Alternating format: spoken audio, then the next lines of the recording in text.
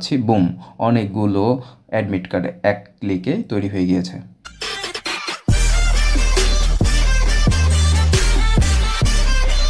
আসসালামু আলাইকুম, সবাইকে স্বাগত জানাচ্ছি। আমি আব্দুল্লাহ আল জুবায়ের। আজকে আমরা দেখব কিভাবে এক ক্লিকেই আমরা একটি অ্যাডমিট কার্ডকে অনেকগুলো অ্যাডমিট কার্ডে রূপান্তর করতে পারি। শুরুতেই আমরা ইনসার্ট অপশন থেকে টেবিলে গিয়ে একটি টেবিল ক্রিয়েট করে নেব।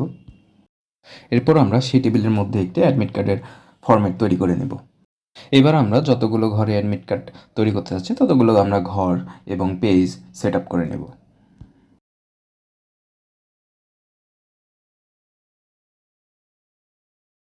আমরা এখানে 3টি পেজে একটি টেবিলে অনেকগুলো ঘর নিয়ে নিয়েছি।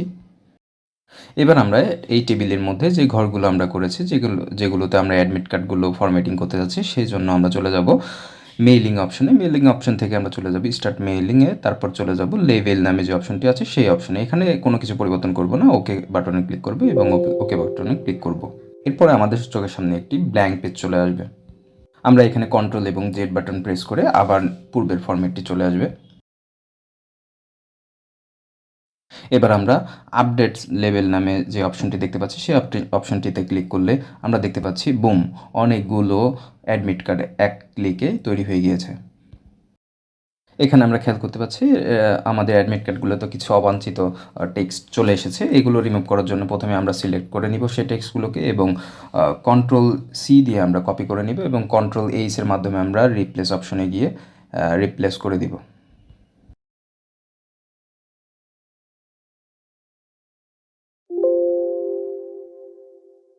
দেখতে পাচ্ছি আমাদের অনেকগুলো অ্যাডমিট কার্ড এক ক্লিকে তৈরি হয়ে গিয়েছে। আশা করি আপনারা বুঝতে পেরেছেন এবং কোনো সমস্যা থাকলে অবশ্যই কমেন্ট বক্সে জানাবেন। সবাইকে ধন্যবাদ জানিয়ে আজকের মতো এখানেই শেষ করছি। নিত্য নতুন টেক রিলেটেড ভিডিও পেতে চাইলে এখনই চ্যানেলটি সাবস্ক্রাইব করে রাখুন। ধন্যবাদ সবাইকে। আসসালামু আলাইকুম রহমতুল্লাহি ওয়া বারাকাতুহু।